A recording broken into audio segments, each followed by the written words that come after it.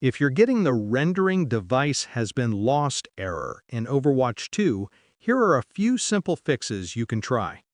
First, open Task Manager and free up your RAM. Close any background programs you don't need, especially heavy apps like browsers, screen recorders, and launchers. Next, check your GPU temperature using any hardware monitoring tool. If the temperature is too high, your graphics card may be overheating. Clean your PC's fans and vents to improve airflow. If the problem continues, update your graphics drivers. You can search for the latest driver by typing your GPU model on Google, or you can open Device Manager. Go to Display Adapters, double-click your graphics card, open the Driver tab, and select Update Driver. Let Windows search for available updates.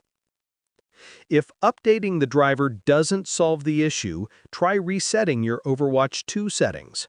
Go to This PC, open Documents, and find the Overwatch folder. Delete the entire folder. Now, open Overwatch 2 once, then close it again. This will generate a fresh settings folder with default graphics settings. After that, go back to Documents, open the new Overwatch folder, and find the settings file. Right-click it, go to Properties, and check the Read Only box.